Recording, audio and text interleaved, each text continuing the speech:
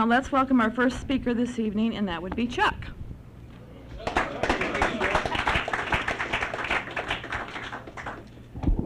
My name's Chuck, and I'm an alcoholic. It's been a while since I've been up to this podium. I started out drinking early in life. I think it's like 8 or 9, and I've never been real too sure about that. But I drank hard for oblivion. I didn't fuck around. I didn't want the pleasant buzz. I didn't want to pal around with anyone. I just went straight for the fucking disconnect, and I took whatever additives were necessary to get me there. The reality of it was I came out of an alcoholic home, and my dad's Irish and Apache, and he's straight up violent when he got drunk. I can remember at the age of 7 or 8, something like that, I did something to make him mad, and he broke my jaw, and I just said, okay, fine. And I was playing outside one summer, and I came running into the house. Now, I grew up in the backwoods of Georgia. My family's got a family recipe, and it ain't fudge brownies. Their family recipe is something called white lightning. And that's some smooth stuff, I'm here to tell you. Anyway, I came running in from outside. It was a hot summer day, and there was this glass sitting on the kitchen table full of ice cubes, and I picked it up, and it looked like water. I slammed it. Hello, I'm home. And I learned early on that, a little bit of water and that stuff, and you can't tell the difference. And, my dear old dad, he loved that old granddad whiskey, and I learned a little early on in life that you can take some food coloring and drop it into some water, and he'd never know the difference. So I started practicing for the real world, if you know what I mean. And at the age of 13, I come home from school one day, and my pops was beating the hell out of my mom one more time, and I had me a pretty good buzz on. I'd been eating me some Valiums, and I'd smoked me a couple joints, and I grabbed my Louisville Slugger from out the bedroom and walked out into the living room and said hi to my pops. And he was laid up in the hospital for a couple days, and he told my mom to tell me he was going to come home and kill my ass. So I went into his room and took his .38 and wrote my friend's address out on a piece of paper and told my mom, said, give this to Dad when he gets home. Tell him this is where I'll be at. I'll see him there. I waited for 4 weeks for him to show up. He never did. I guess he had a moment of clarity. Because quite honestly, had it not been for my mom and my little brother pulling me back off my dad with that baseball bat, I'd have killed his fucking ass right there, and it would have been all said and done as far as that went. But from the age of 13 to the age of 29, I went on one hell of a run, and a lot of it I cannot remember. I do know I woke up in various states, not knowing how I got there. I do know I woke up in various automobiles, not knowing who owned them. See, when I got to drinking, your car talked to me. It didn't matter if I owned a car, your car would talk to me. I remember waking up in this, I think it was a '66 GTO I'd never seen before in my life. I had a perfectly good '72 Ranchero, and I'm like, where the hell did this come from? And got to checking it out, I'd hotwired it and woke up in Kentucky.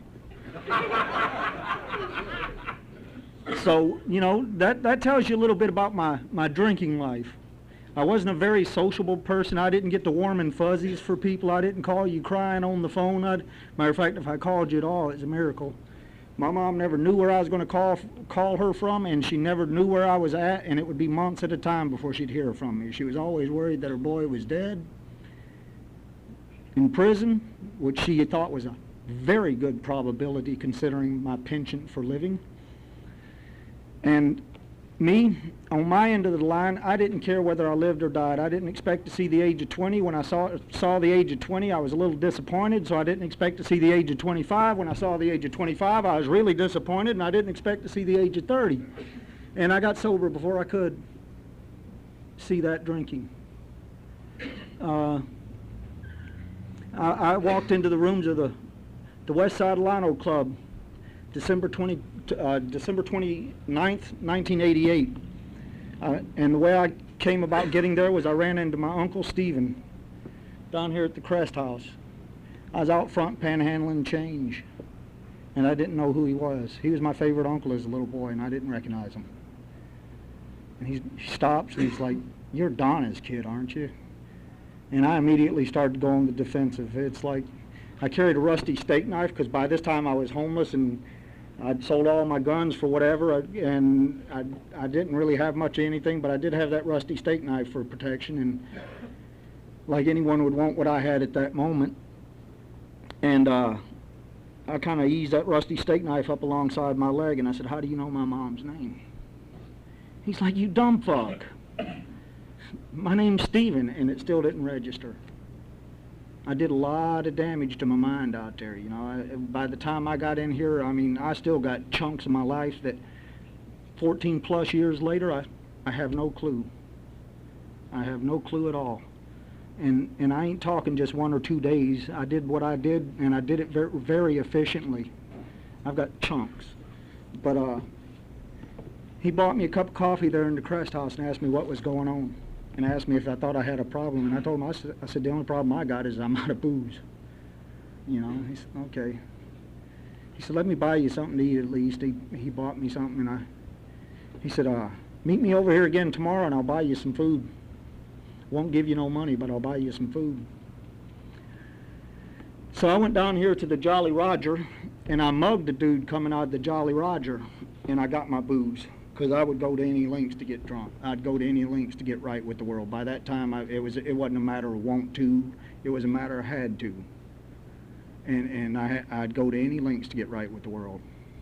And it didn't matter, if you got in between me and that bottle, I'd strongly suggest you move. I met him over there the next day. And see, that bottle of booze I managed to get, I'm a Jack Daniels guy. I started out when I left home at 13 years old, I hooked up with some drug dealers, and I'm a Jack Daniels guy. I started with Jack Daniels, and that last night I got drunk, I finished with Jack Daniels, because I got just enough to give me a fifth of Jack Daniels. And I drank I drank all that Jack Daniels, and you know what, it didn't do anything for me that night. My body felt drunk, but my mind couldn't shut down. That which I spent most all my life running toward suddenly evaded me. That oblivion wasn't there, that mind, you know, the echoes in the valley. And the you know, look at what you've done. By the time I got sober, I'd called my mom about a year before I got sober and told her I was thinking about coming home to visit. She said, "Let me know when you cross the state line, I'll leave." She lived in Texas. Now, I don't know about you, but I happen to think Texas is a pretty big neighborhood. And she wanted to know when I crossed the state line so she could leave the state. I didn't understand. I was very hurt. Of course, 2 years prior to that, I'd gotten in a shootout in her living room. Don't know why that upset her. It just baffled me. Just one of them things to me, but it got her really excited, especially considering one of the rounds that went through the wall and into my little brother's bedroom, who was 10 years old at the time, and embedded itself just below his pillow. Dear old mom was a little upset about that, and I spent forever trying to figure out what the hell I did to make her so mad. You know, so I met my uncle back over there. He said, "How you doing?" I said, "I don't know, it ain't working for me, dude." He said, "What's not working for you?" I said, "Well, I downed me a fifth last night, and it just ain't doing nothing for me."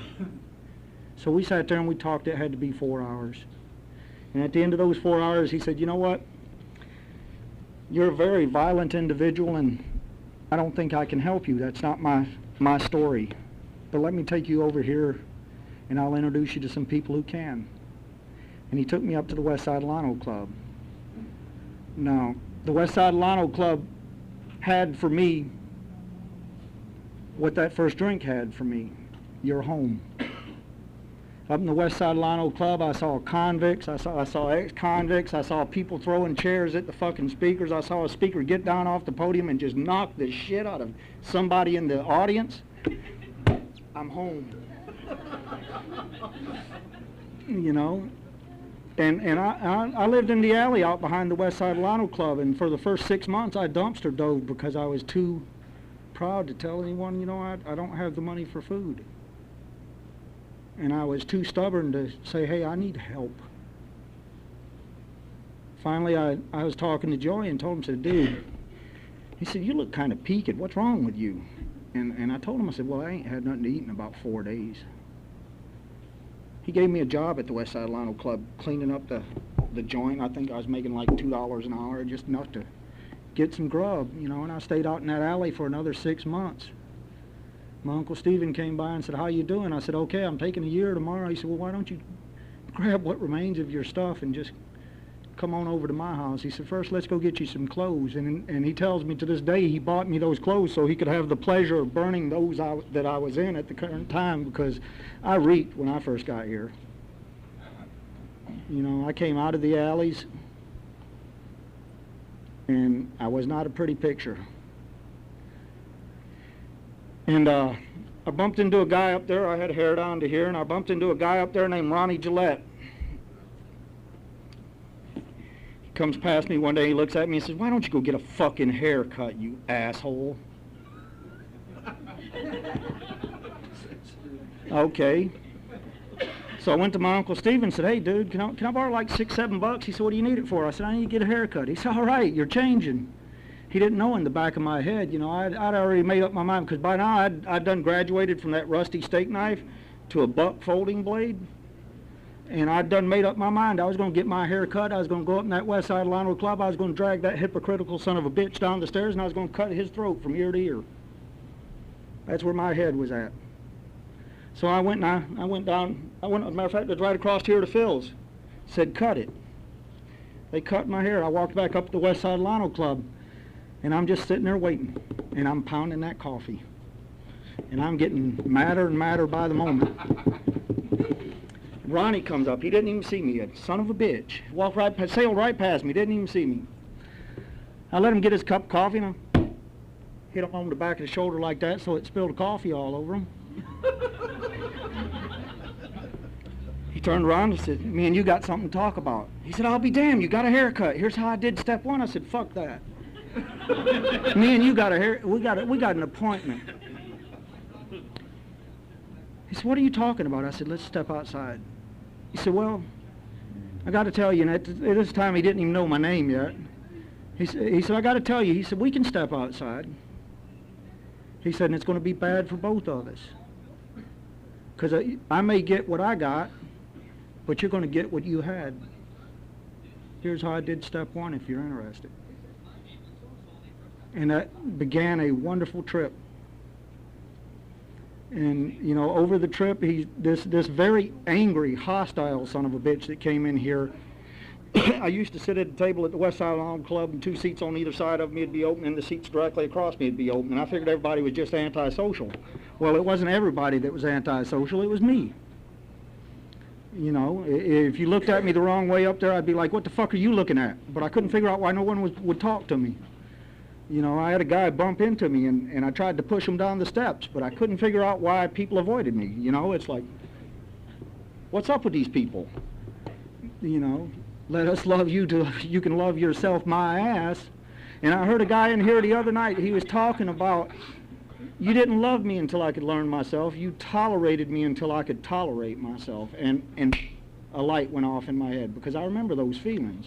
Looking around that West Side Lotto Club, watching these people click, and wondering what the hell is going on. I don't fit here either. Because see, that's something all my life I've had problem.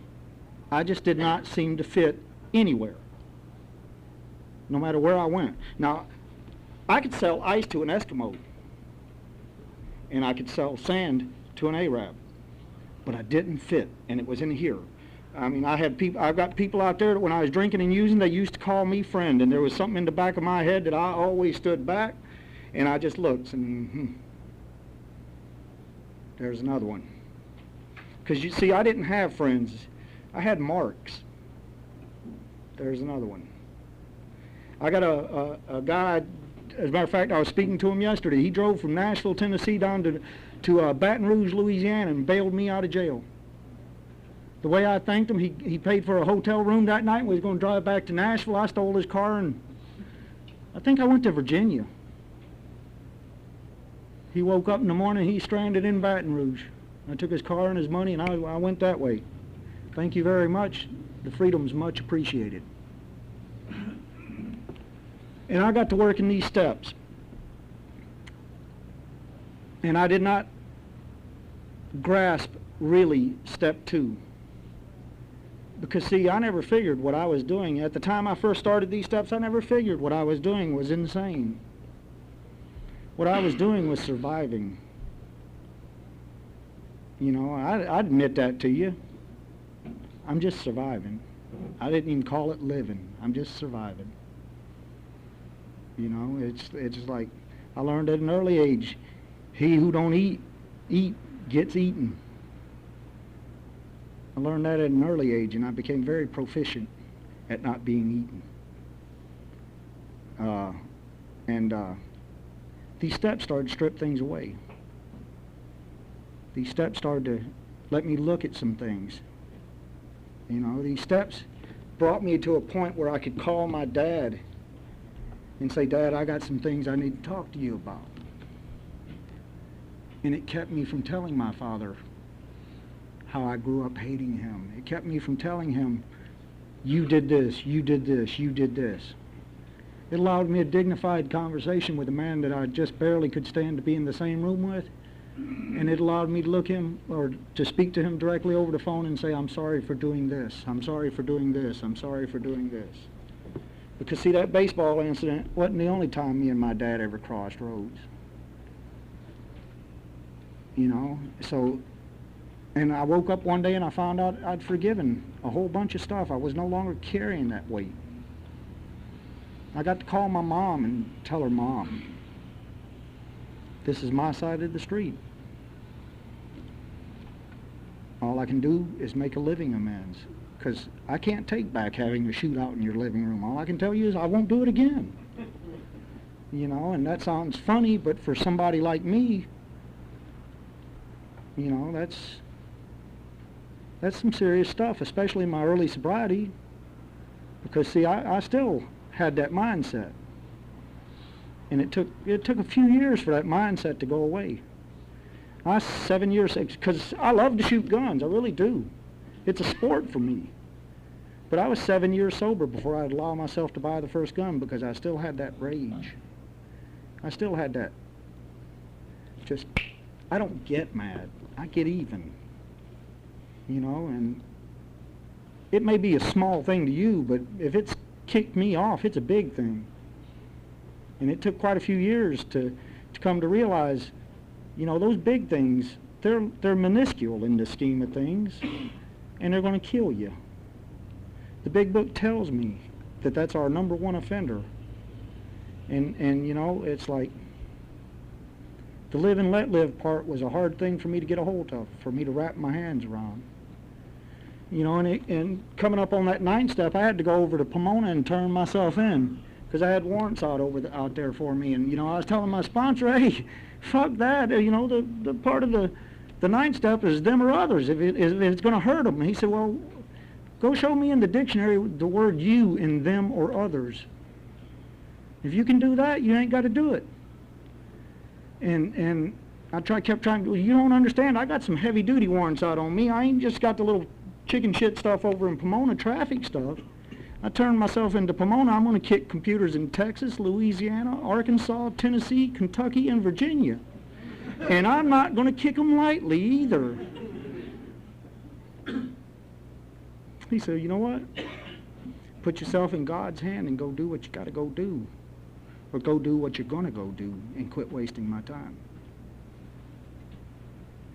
Given the options. This program gives you lots of choices. This program gives you lots of choices. So I went to Pomona. And all them states I thought had heavy paper floating out on me, couldn't find them. Ironically, Louisiana is the one that kicked up the paper on me, because I stole a car in Louisiana. I owed a man an amends for that. He drove from Nashville, Tennessee down to Louisiana to spring my ass, and I stole his car.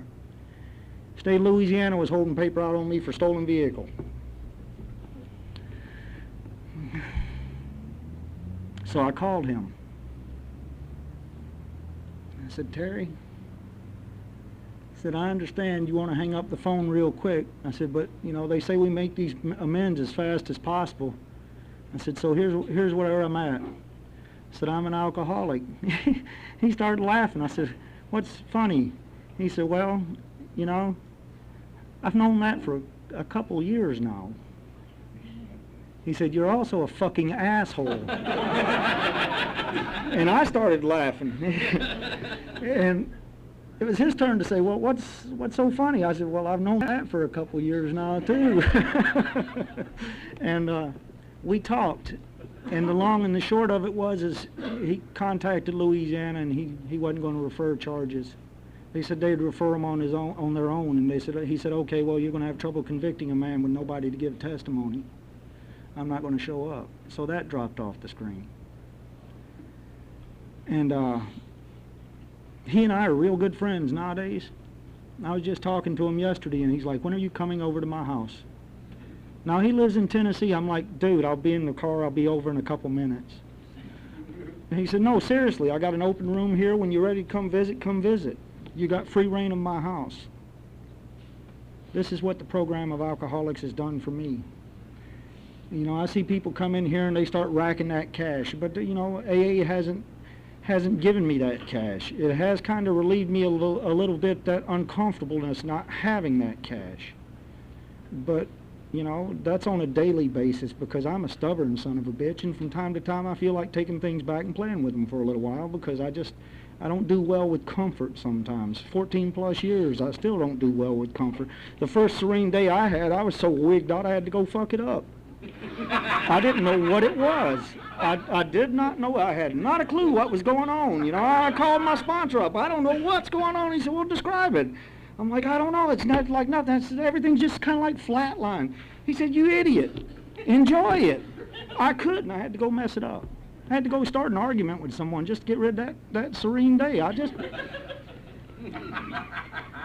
You know, and I'm walking through the Vaughns about 4 years ago. 4 or 5 years ago, something like that. And this dude starts following me around. I can't figure out what the hell he's doing. And he's looking at me real funny, and I go from one end of the store, and finally I get to the last aisle, and I turn around. I couldn't stand it no more. I turned around and said, what the hell are you doing?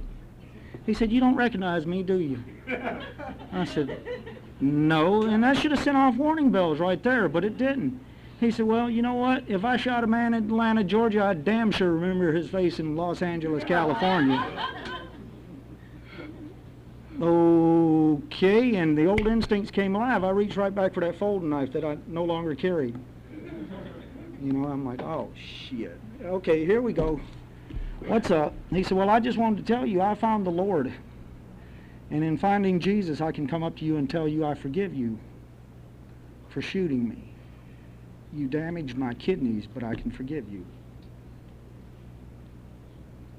Yeah, spiritual me. I looked at him and said, well, I forgive you for whatever it was you did that made me shoot you. And I had to apologize. I had to apologize right then and there because he was being serious and I was being flippant. And I had to tell him, look, I don't remember shooting you. I don't remember being in Atlanta, Georgia. If you say I was, I was. And all I can do is tell you, I don't carry a gun anymore. I don't carry a knife anymore. It's been years since I have placed my hands on somebody in anger or violence. It ain't been years since I've wanted to, but it's been years since I've actually followed through with the thought process. See, you do around here, you keep doing what you're doing, you keep getting what you're getting. They tell me you only got to change one thing in the program of Alcoholics Anonymous to have this miracle. For someone like me, it's a frigging miracle for me to stand here in front of this room full of people and tell you I've been sober for as long as I have. Because I couldn't go 14 minutes. I used to wake up and the first thing I did was feel around for whatever I might have. I've drank stuff that had cigarette butts in it because it had alcohol and that's all I had. I've downed Scope. I've downed Aqua Velva. Oh, man. I went to any lengths. I came into this program and they said, how far are you willing to go to quit that? Ronnie Gillette asked me that immediately after doing the first step, and I said, who you want killed and how high you want them stacked? He just kind of shook his head. The wonders of newcomers. He said I was entertainment for him for 3/4 a year. Because he can never tell. You know? Join us on this road. I saw the newcomers stand up and identify, and I saw one that didn't. Join us on this road. In this journey, you will find something wonderful. I can't tell you what it's going to be. All I can tell you is I found something wonderful. I found me. I found the ability to look at me in the mirror every morning. I found a clear enough conscience to where I don't worry about who's walking up behind me anymore, and that's something that never happened. I found that God gave me, or loaned me enough dignity to be able to put my hand out and say, you know what, I'm Chuck. I'm an alcoholic, and I'm in a bad place today. This thing ain't been a cakewalk. It has not. It has been some of the damnedest fucking work. I have woke up in the morning and said, I am not answering the fucking phone. I am not going to the fucking meeting. I am not talking to nobody. And the reality of it is after I said that, there's a little voice in the back of my head that said, okay, now you got that out of your system, let's go. Because, see, in and of myself, I'm the guy living in the alley looking to kill somebody.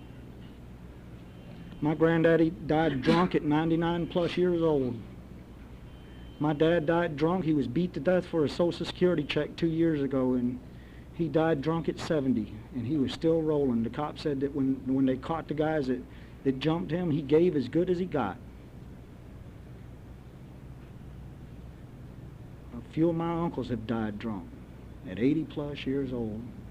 So at 29 years old, living in that alley in Venice, I looked around and realized I had a long fucking way to go.